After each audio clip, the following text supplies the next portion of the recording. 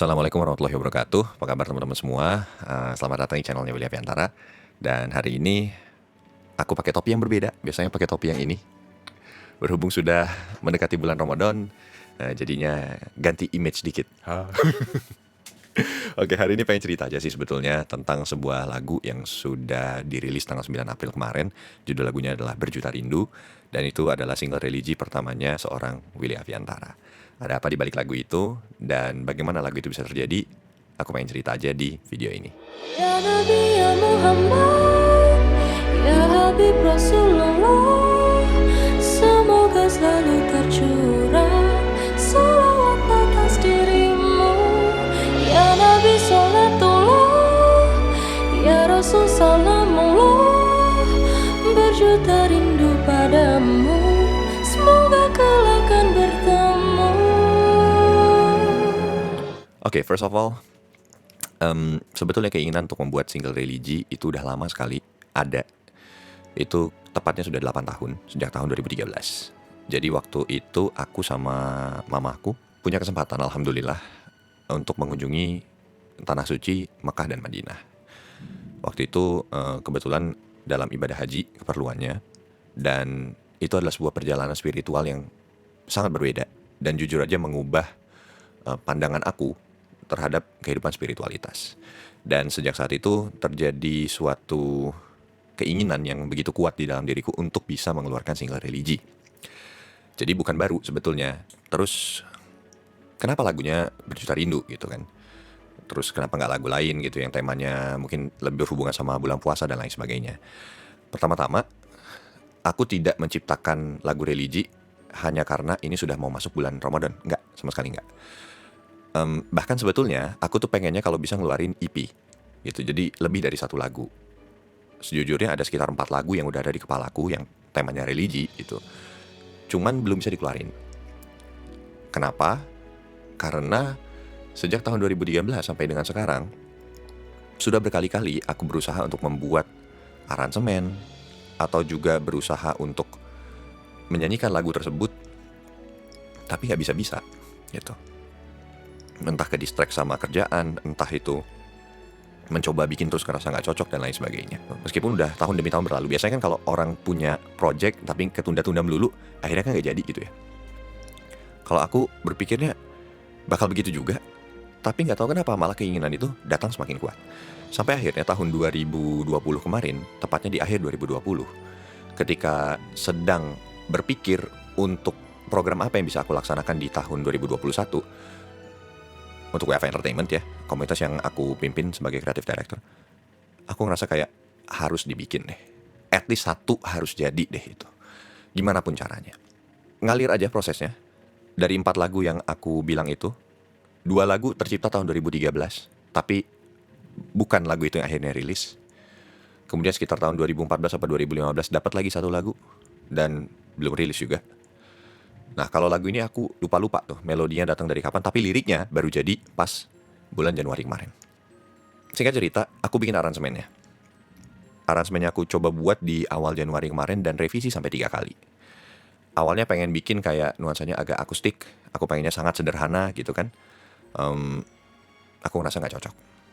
Kemudian masuk ke yang berikutnya, aku coba bikin itu jadi nuansanya agak lebih kekinian, agak lebih ngeband misalnya gitu kan, atau ada unsur-unsur elektronik yang masuk, nggak ngerasa cocok juga.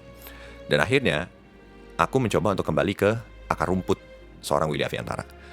Aku suka banget dengan orkestra, dan kebetulan lagu ini bercerita tentang Rasulullah SAW. Sejujurnya lirik-liriknya itu diambil dari pemahaman-pemahaman terhadap hadis-hadis Rasulullah, dan sekaligus ungkapan kerinduan aku secara pribadi kepada Rasulullah SAW. Karena menurutku ajaran Rasulullah itu begitu agung, begitu dahsyatnya bagi manusia begitu. Jadi aku berpikir kayaknya nggak ada format musik yang lebih agung daripada orkestra saat ini di muka bumi gitu. Dan itulah alasan kenapa aku kemudian membuat aransemen musiknya menjadi simfonik orkestra. Sempat ada pikiran sih di kepala, siapa sih yang bakal dengerin lagu dengan format kayak begini gitu kan.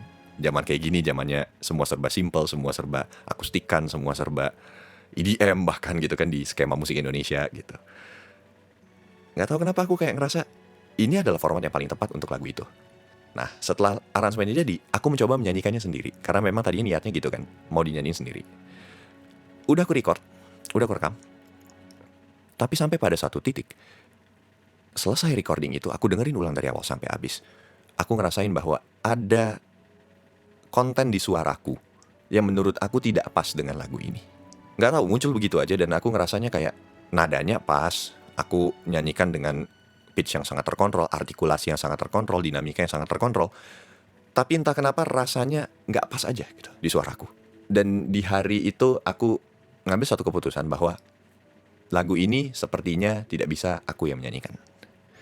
Aransemennya sama dengan yang mungkin kamu dengerin sekarang di platform musik, tapi vokalnya di replace sama seseorang yang kemudian muncul di kepalaku saat itu.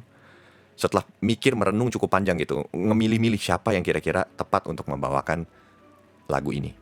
Muncullah nama Morie Ernest.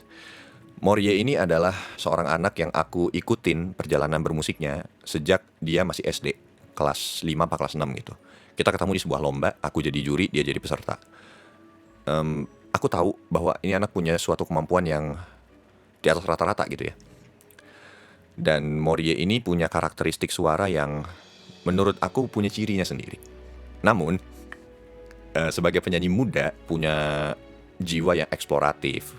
Terus sukanya ya dengerin lagu-lagu model kayak Beyonce. Terus ya model-model yang gitu lah, agak ngeliuk-ngeliuk Whitney Houston, Ariana Grande, dan lain sebagainya.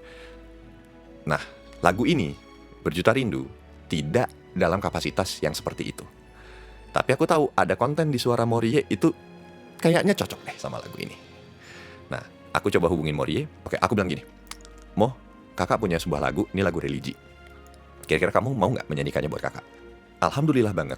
Sebelum Morie denger lagunya, dia bilang, oke kak, aku mau. Itu aku langsung rasa kayak, alhamdulillah lagu ini berarti udah dapat jodohnya insya Allah. Gitu.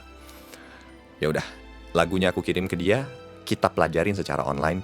Aku kasih denger ke dia, dia kemudian mencoba menyanyikannya gitu kan, aku bimbing pelan-pelan. Bener-bener tuh dia di rumah, aku di rumah. Terus proses recording pun berjalan dengan gaya seperti itu. Morie ngoperate sendiri peralatan recordingnya di rumah. Aku mantau dari rumahku juga gitu, sambil dengerin dia bawain lagu itu. Aku menyelesaikan recording untuk lagu Berjuta Rindu tuh kayaknya 2 atau 3 hari gitu.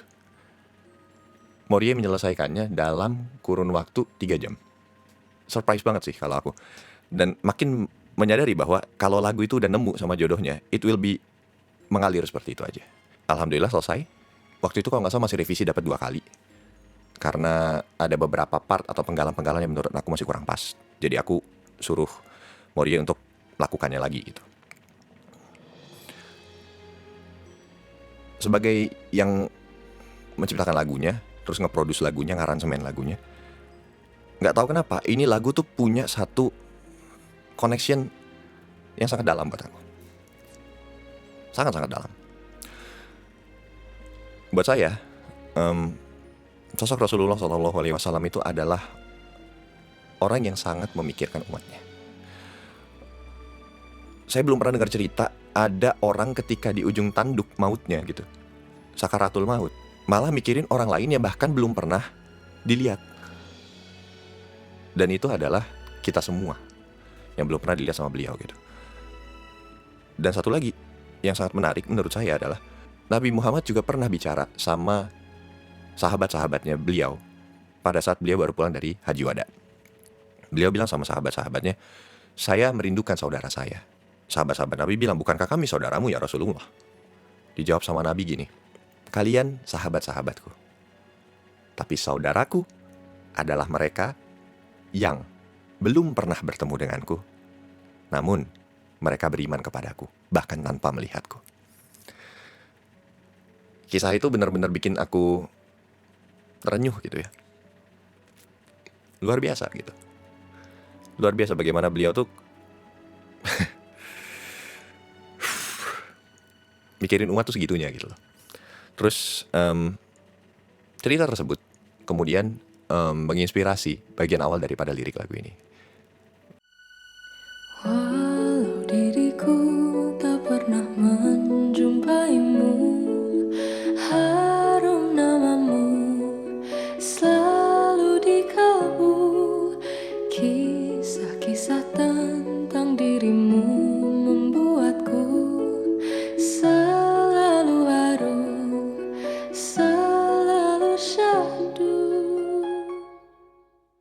Dan lirik-lirik lainnya juga diambil dari cerita-cerita, kisah-kisah Nabi Muhammad SAW. Berikut juga dari hadis-hadis beliau yang diriwayatkan oleh banyak sahabat beliau. Nah, setelah lagu itu jadi, Mauria selesai rekaman, aku dengerin dari awal sampai habis. Aku ngerasa kayak, alhamdulillah, akhirnya satu dari visiku untuk membuat single Religi bisa terwujud tahun 2021 ini. Harapan aku, teman-teman yang dengerin lagu ini bukan hanya sekedar menikmati musiknya. Lebih daripada itu, mari kita belajar dari sosok yang satu ini. Sosok yang dinobatkan sebagai salah satu orang yang paling berpengaruh di dunia.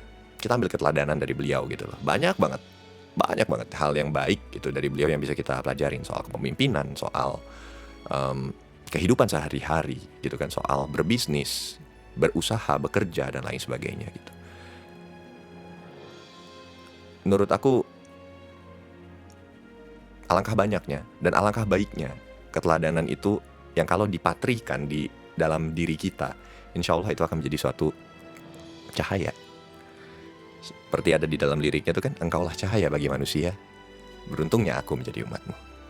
Engkaulah teladan menjadi perlambang, agar manusia takkan salah jalan. Itulah kira-kira yang bisa aku bagi dalam kesempatan kali ini, cerita tentang lagu Berjuta Rindu yang baru aja rilis tanggal 9 April kemarin.